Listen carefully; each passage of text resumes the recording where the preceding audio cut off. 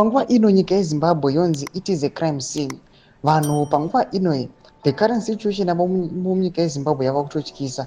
Anytime munhu angozwa kuti chogona kutongomuchaira, chogona kutongomubakira. Vari kuonekwa kunzi the state yenyika yeZimbabwe panguva ino yava against aiwa macitizens ese ndoti subscribe like on the bell icon.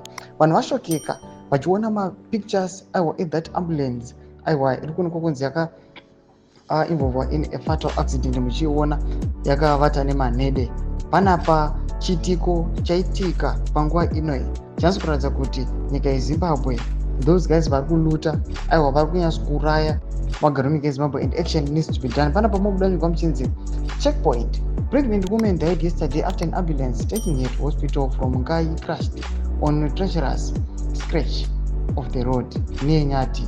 Patricia Nyoni, aged 35, was a referral from Mateme Clinic to Ngai District Hospital after developing complications during childbirth. Zimbabwe is a crime scene. Ndochiri kuchibvunza panapa kuti aiwa munhu unenge utori well, uritori happy, uchitori neutano, but unongoerekana watongofa nekuda the current situation munyika yeZimbabwe. Panapa tikuna this is an ambulance.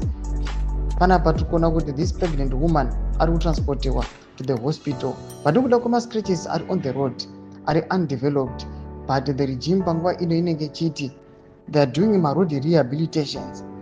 Pazoonekwa kuti this ambulance yangoguma a scratch ichimanyisa a patient ndobva yapidiguka nemanhede ndobva afa afira pasport. Mashoko ari kushamisa panguva ino vanhu vari kuti aiwa panapa vanhu havachafa ndongoramba vakanyarara manje. Action yava kudiwa noda kuti vanhu vakuchizozviona manje kuti kana vachinzi vaite action nemavoices akaita sana Geza vanhu vachiignowa vachizosangana nezvakadai ndobva vachizonyatsa kuona kuti aiwa we need to speak out. Tudze mafunguro enyu muri kudii pamusoro pechitiko ichi. Muda comment section medu mafunguro enyu.